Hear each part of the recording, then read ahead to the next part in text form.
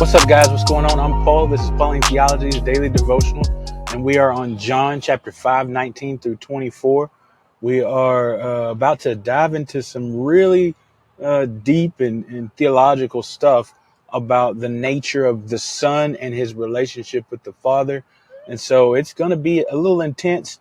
Hopefully, I will be able to explain it to you guys in such a way that you'll be able to grow from it so you can trust in Jesus more, because that's what we're here about. This ministry is called Trust in Jesus Ministries, and we want you to know who Jesus is so that you can trust him more. Because, man, the more you trust him, man, the more secure you feel, the more hope you have, and the more joy that you can live in. So trusting in Jesus is so important, man. Uh, Glad you guys are here. And if you haven't read it yet, go ahead and check out John chapter 5, 19 through 24. John chapter 5, 19 through 24. Stop the tape, read it, come back, and we'll answer the 4 questions. But if you've already read it, then we're going to go ahead and dive on in, man. No further ado. So what's going on? What's happening? The first question, what's happening in the scriptures? Well, previously, we talked about how he has healed this blind man. I always say the blind man, but it's the lame man. He's healed this lame man. And he goes back and he talks to the Pharisees, or actually, I guess, the ruling Jews, the elite Jews. And then these Jews, because he healed them on the Sabbath, want to persecute him. And then when Jesus explains himself, he says, my Father is working until now, and now I'm working. When they said that he called his God his own Father, then it says they sought to kill him more. And so now Jesus is answering that, answering their critique on him claiming to be equal with the Father. And so now we're going to get a discourse, actually a monologue on who Jesus is and his relationship to the Father. It says that Jesus answered, man, and he said this first. He says that the Son can't do anything apart from what he sees the Father doing. But everything that he sees the Father doing, he does the same thing. So right now we already have this idea of Jesus doing everything that the Father does, because he continues to say that the Father loves the Son and reveals all these things to him. He reveals everything that he's doing. And he says actually he's going to even reveal more so that these Jews will marvel, and marvel in the sense of like not wonder, but astonishment, but then even kind of like a bad astonishment. They're bewildered by this, because we're going to see that these people aren't a part of those who have accepted the light. And so what he's doing is he's gonna astonish these people with the things that God is revealing to Jesus, the Father is revealing to the Jesus, and that he's doing. So one thing that I just jumped over and started to talk about something else is that man, if Jesus can do all that the Father is doing, then he is answering that question of equality with God, saying he's being equal with God. He's saying that, yes, he is equal with God, because he can do all the things that the Father can do. He can do all those things. He says, because what the Father shows him, he does. He does all those things. And then the reason that the Father shows him and he's able to do these things is because the Father loves him. And we can't miss out on that, because that love that is talking about here, that Jesus claims for himself, being the only begotten, or the unique one and only Son of God, is that before, when we read John 3:16, he said that God so loved the world that he gave his Son. Man, that is powerful. Just imagine the love that God has for the world who is against him. If the relationship between the Son and the Father is driven in love, and how much more love does he have for us, man? That's powerful. That's powerful. But it says also, Jesus says that not only does he have doing everything that the Father shows him, but he says that the Father has life within him. He says that the Father is able to raise the dead and give life. And he says, and he has given the Son the ability to do the same, to raise the dead and give life. And what this means is, remember when we had read through the prologue, and it talked about how the Son has life within himself. And then later on, we'll read where it says Jesus is the way, the truth, and the life. You see, this is saying that God in his essence, Jesus is in the same essence as the Father, because life is in him. And that's a powerful thing as well, because the only one who has life and is able to give life and sustain life is God. And so again, Jesus is attesting to his equality with God. He's attesting to his equality with God. And so it continues, and he says, and this is the culminating thing. This is the crown, or the jewel on top of the crown, because he says that God has turned over this judgment. He's turned over judgment. I meant to say that. I'm sorry that the Father is not judging either. So life and death are in the hands of Jesus, and judgment is in the hands of Jesus. And he says the reason that he does this is so that everyone will honor the Son as they honor the Father. Honor the Son. So that is another way in which this equality between the Father and the Son is being attested to by Jesus. He says you have to honor the Son if you are to truly honor the Father. He says, because if you don't honor the Son, then you don't honor the Father, the one who sent him. Wow. Wow.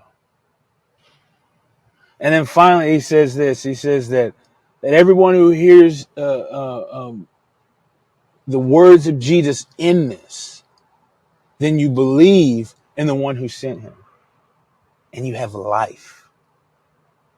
And you're out of the judgment, and you pass from death into life, man. He says, so this thing about believing the words of Jesus, hearing him and trusting him, means that you hear and trust the Father. That is how close and intertwined the Son and the Father are, the unity between the two. And this is a picture of the Trinity. Well, to be specific, the Son and the Father in the part of the Godhead, or the Trinity.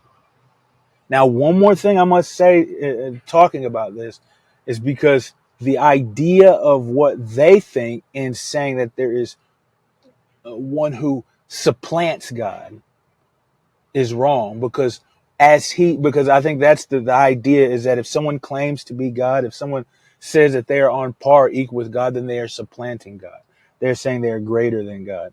And that is a blasphemous thing, specifically and especially for the Hebraic religion. And so that's why it says they want to kill him. But Jesus also, in his confirmation of his equality with God, also tells them of his subordination to the Father. And so he says the very first thing, he can't do anything apart from what the Father tells him to do.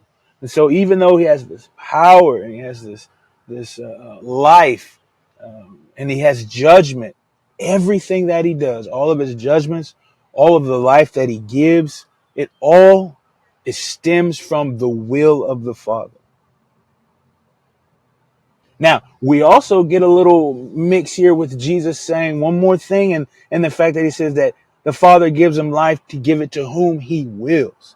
And so even though Jesus is always following the will of the Father, that does not negate the will of Jesus, because Jesus, the Son, can do as he pleases. You see, because it says that the Father has given him life, and he can give it to whom he pleases. And so if Jesus decides, and that's the thing, is like it talks about the man he chose to sustain his legs, where he could walk again, pick up his mat, and take off. That was the will of Jesus. He chose whom he willed to give life. The son of the general, or whoever it was, someone who was in the king's court, Jesus willed for him to live by his words. That was to whom he pleased to give life. And so, man, we see that though Jesus always submissive to the Father's will, has his own will, it is just that the will of Jesus, the Son, is so aligned, so completely in tune with the Father. They're in one. They're in one. So what's this say about God? Well, it says that the Son perfectly reveals the Father. And we've been reading about this entire time, is that the way in which we even understand or explain or um, know who the Father is because of Jesus, the Son. And man, as we read this, we know the Father even more. And also we see that Jesus is equal with God. They are the same substance, is what the patriarchs would say, the fathers of the Christian faith, that they are separate persons but of the same substance, meaning that they have life within each other. And then finally, it's just that God is. It doesn't say this specifically about being triune or being Trinity or a Godhead, but it does say about the Father and the Son and their relationship. What's to say about man? Well, it says that if we believe in the Son, then we believe in the Father. So those who say, "Oh man, I'm about God, but not about Jesus," they're not about God. And that's the thing here with the ruling Jews or the Pharisees, the scribes, is that they say they are giving honor to God, but they're not giving honor to the one in whom He sent, Jesus. And so, in their desire to please God, they actually are disobeying, because it says, "Whoever receives the Son has the Father."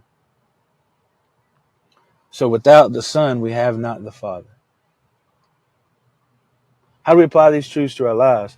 I think, man, really it's just trying to, in these next few episodes as we do them, is just trying to kind of contemplate the persons of the Trinity.